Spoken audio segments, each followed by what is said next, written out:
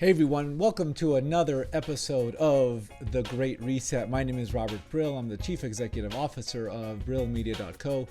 We're here 2 times a week talking about marketing and advertising for senior marketing executives, entrepreneurs, and everyone who's looking to become a better marketing practitioner. And today, what's interesting to me, what I've been thinking about lately over the last week and a half, and something that continues to be a recurring conversation in our business sporadically over the course of months and years, and then in little bursts over the course of weeks and days, is this idea, this concept of process.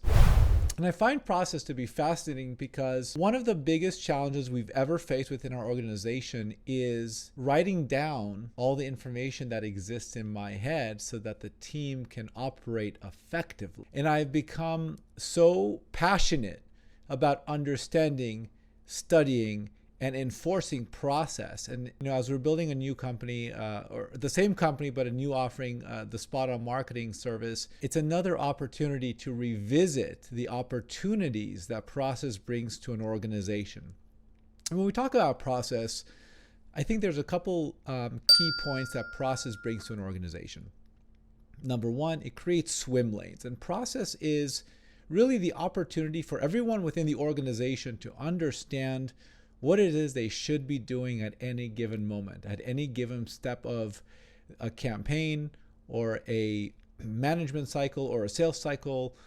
Process allows your people to understand exactly what they should be doing in case they're not clear on what their day-to-day operations work time should be. And that's especially important when you're talking about people working from home. Now, granted, our organization has been 100% work from home from the start by design, because I didn't want to spend time in traffic and I wanted to have more time with family, and I want to have opportunities to hire people, really talented people from all across the United States. So process is really about creating swim lanes. The second benefit of process is that there's gonna come a moment when two people are gonna have an opportunity to either do the same task or ignore the same task. And process defines exactly which person in the hierarchy of the organization has the responsibility to take action on any given task. And number 3, process protects the business. Baseball teams, football teams, any team sport, the best of the leagues, the best players come from the best teams that enforce process, that anyone at any given moment can take an action and the other folks around them know exactly what comes next. When a company is failing, they often fail on process, and that looks like missed customer service opportunities, bungling messages, redundancies that are not met, and maybe potentially frustrated employees and potentially frustrated clients. So I'm very interested in how process looks within an organization. And what's interesting about that, there's a corollary to process as part of your marketing business. So not just the internal operations of operating a business with process that is critical for success, also the process that a consumer experiences when they're looking at your ads. And when I say this, I really mean to say the consumer journey. What messages does an individual get when they are going through your sales cycle, and what is the process? What journey are you ushering them down the path towards?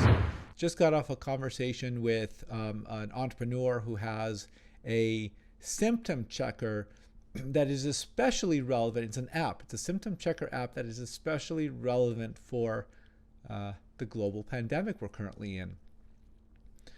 And what's interesting about that conversation is he thinks like I think, which is, look, I'm going to serve a couple ads to the right people. They're going to transact, and I'm going to have a massive business. But what happens in reality is that we've got to slowly take people down the process of getting comfortable and creating a relationship with a customer. That's called nurturing, or taking people down a consumer purchase funnel. And as they go down that purchase funnel, they take individual actions, and the business sees individual signals that allows us the marketer to understand what the consumer is interested in at any given and how it relates to our business.